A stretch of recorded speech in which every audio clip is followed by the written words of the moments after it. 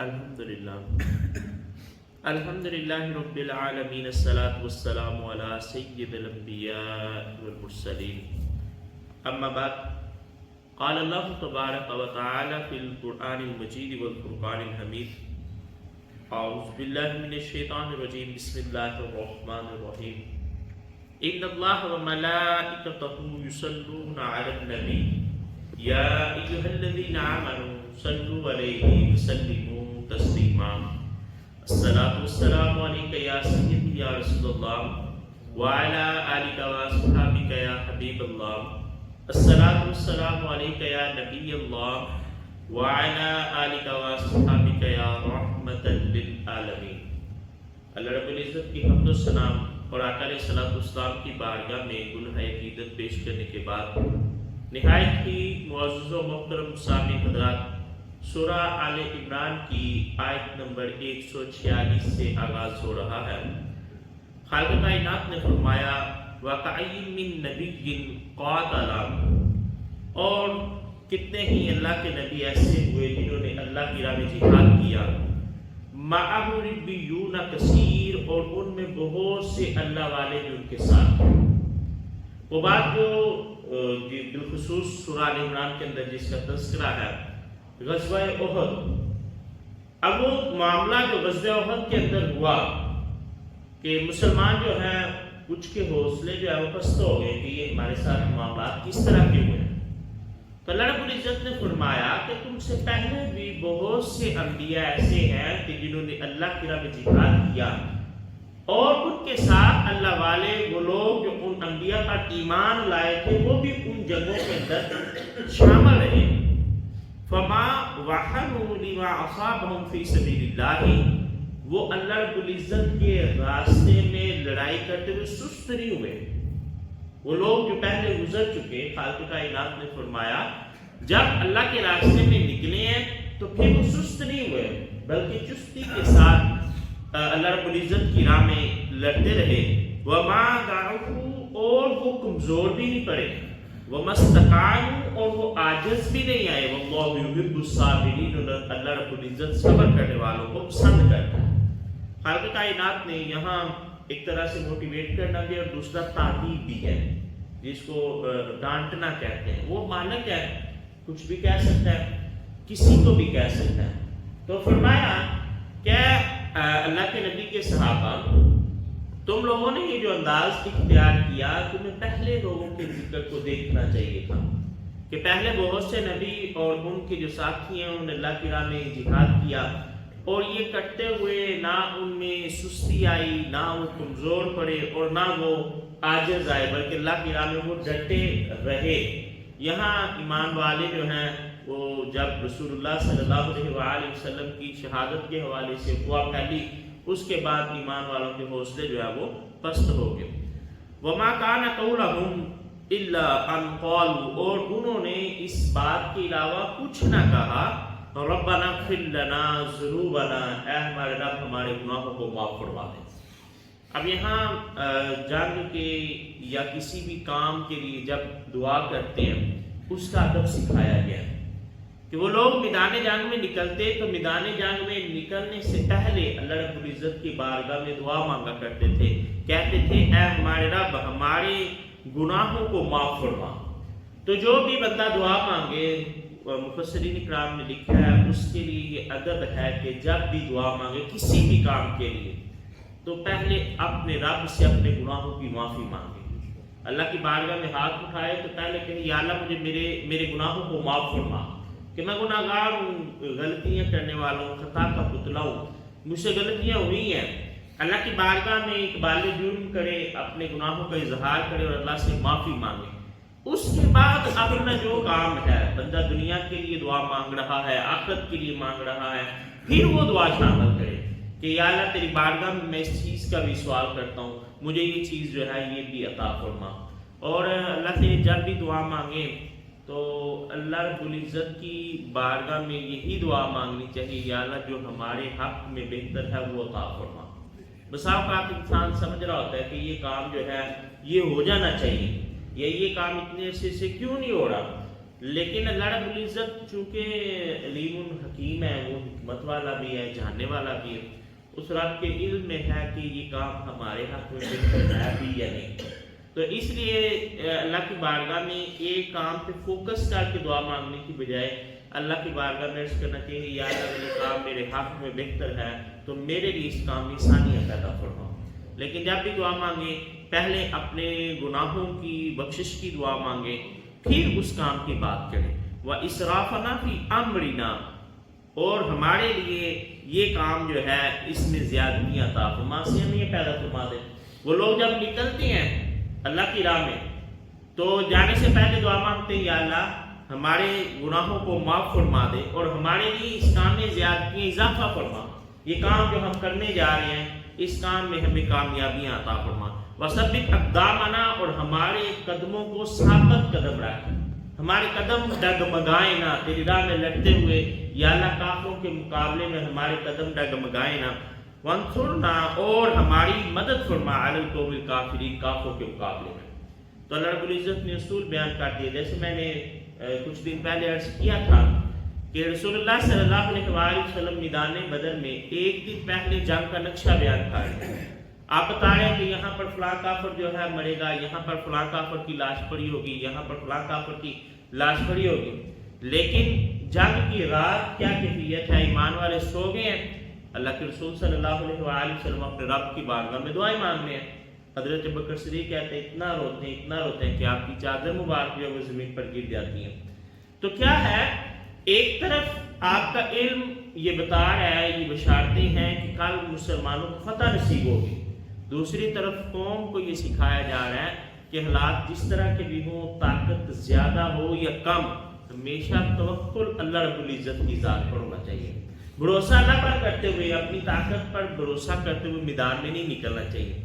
یہاں بھی فرمایا گیا کہ وہ لوگ جو پہلے گزر چکے، جنہوں نے انبیاء علیہ السلام کے ساتھ مل کر کفار کے مقابلے میں جہاد کیا، وہ جب اللہ کی راہ میں نکلتے تھے نہ صرف اپنی جو زور بازو ہے اس پر ان کی طاقت تھی، بلکہ وہ لوگ کیا کرتے تھے، اللہ رب العزت کی ذات پر بھروسہ کرتے تھے اور نکلنے سے پہلے دعا مانگا کرتے تھے یا اللہ ہمارے گناہوں کو معاف فرما، اس کام میں ہمارے لیے آسانی پیدا فرما، ہمارے قدم جو ہیں وہ کافروں کے مقابلے میں ڈگمگائے نہ، بلکہ تو ہماری مدد فرمانا کافروں کے مقابلے میں۔ فَآتَاهُمُ اللَّهُ ثَوَابَ الدُّنْيَا، اور اللہ رب العزت انہیں دنیا کا اجر بھی دیتا ہے، وَحُسْنُ ثَوَابِ الْآخِرَةِ، اور آخرت کا جو اجر ہے وہ اس سے بھی اعلیٰ ہے۔ اللہ رب العزت نے فرمایا جو اس انداز میں میدان جنگ میں نکلتے ہیں کہ اللہ رب العزت کی بارگاہ میں دعائیں بھی مانگ رہے ہوتے ہیں اور جنگ کی تیاری کر کے بھی نکلتے ہیں، پھر اللہ رب العزت انہیں دنیا بھی عطا فرماتا ہے اور آخرت بھی عطا فرماتا ہے۔ دنیا کے اندر بھی مال غنیمت ان کے ہاتھ ملتا ہے، اچھی شہرت ان کے نام آتی ہے، اور آخرت میں اللہ رب العزت کے پاس جو اجر ہے وہ اس سے کہیں اچھا ہے۔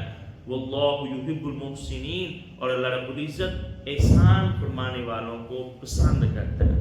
رب کائنات کو وہ لوگ پسند ہیں کہ جو نیکی کرنے میں پہل کرتے ہیں۔ اب یہاں پچھلی قوم کا ذکر کرنے کے بعد دوبارہ ایمان والوں سے خطاب ہوا، کہا یا ایھا الذین آمنوا، وہ لوگوں جو ایمان لائے ہو، ان تطیعوا الذین کفروا، اگر تم اطاعت کرو گے کافروں کی، یردوکم، وہ تمہیں لٹا دیں گے، اعقابکم، الٹے پاؤں، تمہیں اسلام سے وہ پھیر دیں گے، فتنقلبوا خاسرین، تو تم پھر جاؤ گے نقصان اٹھانے والوں۔ جب رسول اللہ صلی اللہ علیہ وآلہ وسلم کے بارے میں یہ بات مشہور ہوئی کہ آپ شہید ہو گئے ہیں، تو کچھ لوگ جو ہے وہ یہ سوچ رہے تھے کہ ہم ابو سفیان سے پناہ لے لیتے ہیں، کافروں سے ہم جا کے پناہ لے لیتے ہیں کہ ہم آپ کے خلاف نہیں نکلتے تو آپ ہمیں کچھ نہ کہیں۔ اللہ رب العزت نے اس چیز کا رد کرتے ہوئے فرمایا اے ایمان والو، کافروں کی اطاعت نہیں کرنی، کیونکہ تم کافروں کی اطاعت کرو گے تو کافر تمہیں تمہارے دین سے پھیر دیں گے اور تم لوٹ جاؤ گے نقصان اٹھانے والوں میں، کیونکہ جو بندہ دائرہ اسلام سے نکل جائے گا، مسلمان ہے نا، کوئی بھی مسلمان، اس میں اعمال کی کمی ہو سکتی ہے، نیکیاں کچھ زیادہ کرتے ہیں، کچھ کم کرتے ہیں، قیامت کے دن حساب کتاب ہوگا، پھر آخر اللہ رب العزت انہیں جنت عطا فرما دے گا۔ لیکن جو کافر ہیں، جو اللہ رب العزت کی ذات کے انکار کرنے والے ہیں، آیات کے انکار کرنے والے ہیں، ان کے بارے میں قرآن نے اور حدیث نے جو اصول دیا، کہا ان کے اعمال جو ہے وہ ختم کر دیے جائیں گے۔ وہ لوگ اپنی تائیں جو نیکیاں کرتے ہیں لیکن قیامت کے دن ان کے پاس کچھ بھی نہیں ہوگا۔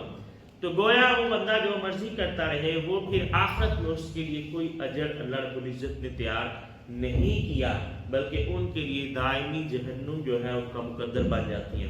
تو یہ کتنا بڑا خسارہ ہے، کتنا بڑا نقصان ہے کہ انسان جنت کے راستے کو چھوڑ کر جہنم کی راہ پر چل نکلے۔ تو فرمایا کہ کافر تو چاہتے ہیں کہ تمہیں تمہارے دین سے پھیر دیں۔ مفسرین کرام نے فرمایا اس کا حوالہ تو وہی ہے کہ غزوہ احد میں جو معاملات ہوئے، لیکن اس کا حکم عام ہے۔ پہلے بھی میں نے ایک دن عرض کیا تھا کہ کوئی بھی قوم جو کافر ہے اس کی اطاعت ایمان والے نہیں کر سکتے، چاہیے یہ کہ وہ اطاعت نہ کرے۔ ہمارا بھروسہ جو ہے وہ نان مسلم جو ممالک ہے، ہم چائنا سے، امریکہ سے، روس سے امیدیں لگائے بیٹھے ہیں۔ حالانکہ اللہ نے فرمایا یہ لوگ تم سے راضی نہیں ہو سکتے جب تک کہ تمہیں تمہارے دین سے نہ پھیر دیں۔ آج ہر بچہ ہمارا جو ہے وہ اس بات کے خواہش مند ہے کہ میں یورپ میں چلا جاؤں، وہاں جا کے سکون کی زندگی گزاروں، یا دیگر معاملات جو دنیا کے ہیں۔ ہمیں اپنی صفوں کے اندر اتحاد پیدا کرنے کی ضرورت ہے۔ جتنے بھی مسلمان ممالک ہیں ان کا اپنا الگ ایک مضبوط بلاک ہونا چاہیے، مشکل وقت میں وہ ایک دوسرے کے ساتھ کھڑے ہونے چاہیے۔ لیکن مجموعی طور پر مسلمان جو پستی کا شکار ہو چکے ہیں، ہماری سوچ میں تبدیلی آ گئی ہے کہ ہمارے جو ملک جن کو اللہ رب العزت نے پاکستان میں شامل ہے، قدرتی وسائل بہت زیادہ دیے ہیں، وہ بھی یہ سمجھتے ہیں کہ ہم نہیں نکال سکتے، کوئی باہر سے بندہ آئے ان وسائل کو نکالیں، ہمیں کچھ پیسے دے دے، باقی وہ خود ہی رکھتے ہیں۔ اللہ نے ہمیں خزانے دیے، وہ کہتے ہیں یہ ہم نکال بھی نہیں سکتے۔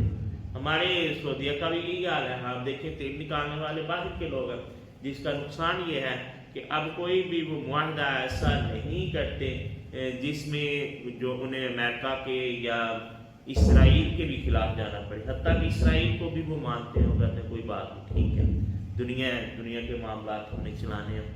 تو اللہ رب العزت سمجھنے کی توفیق دے کہ ہم اپنا ایک بلاک بنائیں مسلم ممالک کا۔ جب ہم کافروں پر امید رکھیں گے تو وہ تو یہی چاہتے ہیں کہ وہ ہمارے دین سے بھی ہمیں منحرف کر دے۔ وَلِلَّهُ مَوْلَاكُمْ، اللہ نے فرمایا لیکن اللہ تمہارا مددگار ہے۔ خالق کائنات نے بڑا خوبصورت اور ایک بڑی مٹھاس والا جواب دیا، کہا تم ان کی اطاعت کرنا چاہتے ہو، کافروں کی؟ تمہیں یہ خبر ہی نہیں ہے کہ تمہارا مددگار، تمہارا دوست تو اللہ ہے، وَهُوَ خَيْرُ النَّاصِرِينَ، اور بہترین مدد کرنے والا۔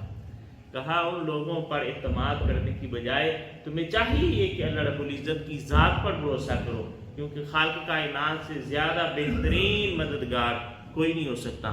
سَنُلْقِي فِي قُلُوبِ الَّذِينَ كَفَرُوا، ہم جلد ڈال دیں گے کافروں کے دلوں میں روب کو، بِمَا أَشْرَكُوا بِاللَّهِ، اس وجہ سے کہ جو انہوں نے شرک کیا اللہ کے ساتھ، مَا لَمْ يُنَزِّلْ بِهِ سُلْطَان، جس کے حوالے سے ان پر کوئی دلیل بھی نہیں اتری۔ وہ اللہ کے ساتھ شرک کرتے ہیں اور ان کے پاس اس کی کوئی جواز اور کوئی دلیل بھی موجود نہیں ہے۔ اب میں نے ایک دن عرض کیا تھا کہ غزوہ احد ایک ایسی جنگ ہے جس میں حتمی جو فیصلہ وہ نہیں ہوا کہ بندہ کہے کہ یہ کافر جیت گئے ہیں۔ کچھ سیرت نگاروں کا یہ خیال ہے، کیوں جنگ جیتنے کے جو دلائل ہیں وہ یہ ہے کہ بندہ میدان کے اندر کھڑا رہے اور بندہ مال غنیمت جمع کرے جو مال دوسری کو چھوڑ کر گئی۔ لیکن غزوہ احد میں آپ دیکھیں معلوم ہوا کہ مسلمان جنگ ہار گئے ہیں، مسلمانوں کا بڑا نقصان ہوا، 70 مسلمان جو ہے وہ شہید ہو چکے ہیں، جس میں بڑے بڑے جید صحابہ اکرام، سید الشہداء حضرت امیر حمزہ رضی اللہ تعالیٰ عنہ جیسے لوگ بھی ہیں، اور کئی لوگ زخمی ہوئے، خود اللہ کے رسول صلی اللہ علیہ وآلہ وسلم کو بھی جو ہے وہ زخم پہنچے۔ لیکن اس کے باوجود اینڈ پہ بھی میدان کے اندر مسلمان بھی موجود ہیں، کافر جو ہے وہ چلے گئے۔ ابو سفیان اپنے لشکر کو لے کر جب اس وادی سے دور پہنچا تو تھوڑی دیر بعد خیال آیا کہ ابھی تو بڑا موقع تھا، ہم نے مسلمانوں کا بڑا نقصان کیا، ہمیں یہ چاہیے تھا کہ ہم انہیں صفحہ اصلی سے مٹا دیتے، یہ جو تھوڑے سے رہ گئے تھے انہیں بھی ہم قتل کر کے آتے۔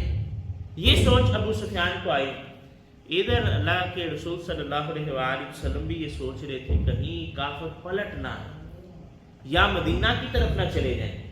آقا علیہ السلام نے حکمت عملی اختیار کی، کچھ گھڑ سواروں کو جو اس طرف جا رہے تھے ان کو کہا کہ کہ انہیں اگر تمہارا مقابلہ ہو جائے، سامنے آ جائے، تو انہیں کہنا کہ مسلمان بڑی تیاری سے ہیں، انہوں نے اپنی صفحے جو ہیں وہ درست کر لی۔ اب جب یہ خبر پہنچی ابو سفیان کو کہ ابھی پلٹ کر گئے تو مسلمان دوبارہ سے تیاری میں بیٹھے ہوئے ہیں، تو وہ حملہ کریں گے ہم پر، وہ ہمارا نقصان کریں گے، تو اللہ نے اس بات کی طرف اشارہ کیا، فرمایا ہم نے ان کے دلوں میں رعب ڈال دیا، ایمان والوں کا رعب کافروں کے دلوں میں ڈال دیا۔ اللہ رب العزت نے، اب اس کا اثر کیا ہوا؟ ابو سفیان نے وہ اپنا ارادہ ترک کر دیا، وہ واپس مکہ کی طرف جو ہے وہ چلے گئے۔ تو رب کائنات نے فرمایا کہ تمہارے دوست، تمہارے مددگار جو ہے وہ کافر نہیں ہے، تمہارا مددگار اللہ ہے، کیونکہ اللہ کی فوج غیبی فوج ہے۔ آپ دیکھیں خوف جو ہے یہ کوئی دکھائی دینے والی چیز نہیں ہے، لیکن جب بندے پر طاری ہو جاتا ہے تو بندے کے حساب جواب دے جاتے ہیں۔ یہ رب العزت کی طرف سے ایک مدد ہے کہ اب وہ کافر واپس لوٹے نہیں ہیں، اگر وہ واپس لوٹتے تو ممکن ہے وہ پہلے سے زیادہ نقصان کرتے مسلمانوں کا، لیکن اللہ رب العزت نے فرمایا نہیں، ہم نے ان کے دلوں میں رعب ڈال دی، اس وجہ سے کیونکہ انہوں نے شرک کیا اور ان کے پاس اس شرک کی کوئی دلیل بھی موجود نہیں تھی۔ آپ بڑے بڑے لوگوں کو ملے ہوں گے زندگی کے اندر، وہ بیمار ہو جاتے ہیں تو ڈاکٹر ان کو ایک ہی بات کہتے ہیں، ڈاکٹر کہتے ہیں جی آپ اپنے اندر یہ امید پیدا کریں کہ آپ کو کچھ نہیں ہوا، جب تک آپ بیماری کے خلاف لڑنا نہیں شروع کریں گے بیماری ختم نہیں ہوگی۔ بڑے بندے مایوس ہو جاتے ہیں، وہ مایوسی بندے کی بیماری میں اضافہ کرتے ہیں۔ اسی طرح خوف جب بندے کے دل میں پیدا ہو جائے کسی بھی حوالے سے، وہ بندے کے اعصاب کو کمزور کر دیتا ہے، وہ پھر مد مقابل کھڑا ہونے سے روک دیتا ہے۔ تو یہ رب العزت کی طرف سے ایک غیبی مدد ہوتی ہے۔ تو اللہ نے فرمایا کہ ہم نے کافروں کے دلوں میں رعب ڈال دیا، وَمَأْوَاهُمْ نَارٌ، ان کا ٹھکانہ جو ہے وہ جہنم ہے، وَبِئْسَ الْمَصْوَى الظَّالِمِينَ، اور کافروں کا، ان لوگوں کا، ظالموں کا بڑا ہی برا ٹھکانہ ہے۔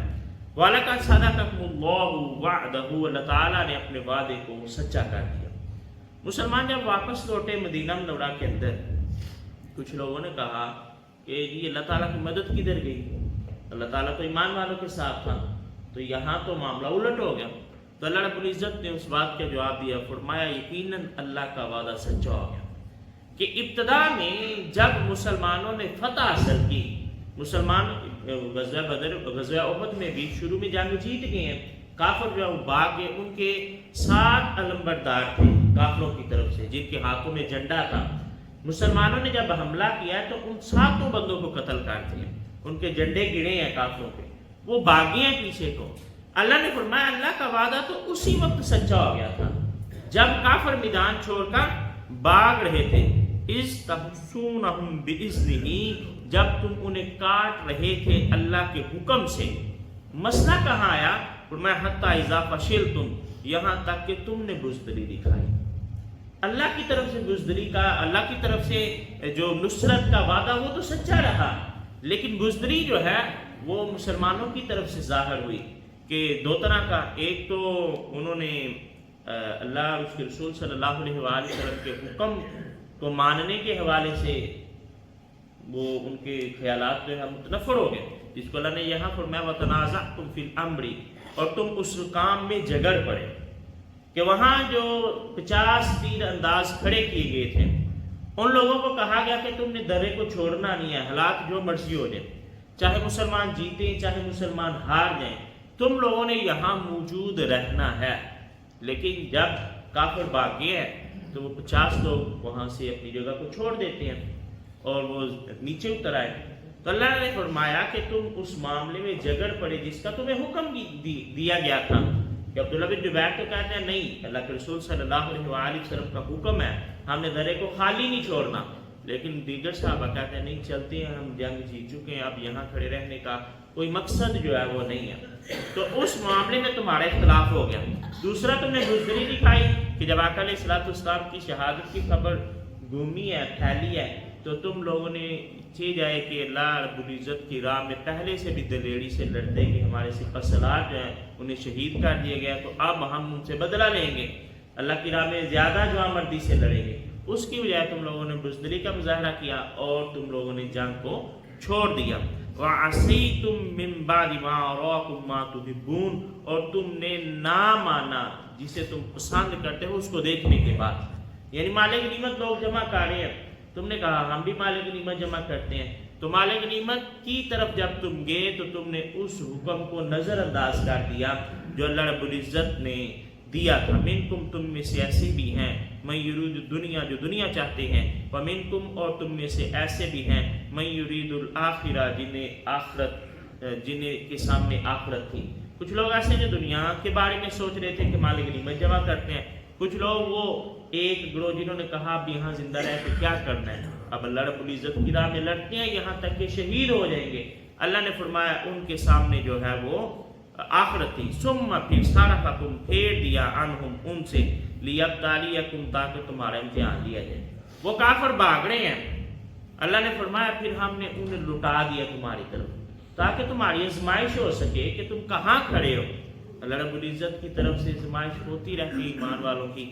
اللہ سے ہمیشہ دعا مانگنی چاہیے، یا اللہ امتحان میں نہ مبتلا کرنا، کیونکہ جب بندے کا امتحان ہوتا ہے تو بڑے بڑے جو ہیں وہ ان کے قدم ڈگمگا جاتے ہیں۔ آج بھی بیماری آ جاتی ہے، دولت چلی جاتی ہے، بندہ فاقوں پہ آ جاتا ہے، لوگ پریشان ہو جاتے ہیں، اور زبان سے ایسے ایسے جملے نکلتے ہیں کہ بندہ سوچ بھی نہیں سکتا۔ اس لیے کہتے ہیں کہ اتنی مفلسی بھی اچھی نہیں کہ بندہ اللہ رب العزت کی بارگاہ میں شکوہ کرنا شروع کر دے، یا اللہ تو نے ہمیں دی کیا ہے، اور اتنا مال بھی اچھا نہیں کہ وہ بندے کو بے پرواہ کر دے، بندے کو باغی کر دے۔ اللہ رب العزت سے ہمیشہ ہدایت کی ہی دعا مانگنی چاہیے۔ تو فرمایا اب ہم نے تمہیں آزمایا، وہ کافر واپس لوٹے، انہوں نے تم پر حملہ کیا تاکہ تمہارا امتحان ہو سکے۔ اب یہ جو آیات ہے ان کو بنیاد بنا کر کچھ لوگ صحابہ کرام علیہم رضوان پر طعن و تشنیع کرتے ہیں، اور کہتے ہیں دیکھیں جی، اور بڑے بڑے عجیب جملے صحابہ کرام علیہم رضوان کے حوالے سے استعمال کرتے ہیں جو ان کی شان نہیں ہے۔ یہ اللہ ٹریننگ دے رہے ہیں نا، تربیت ہو رہی ہے۔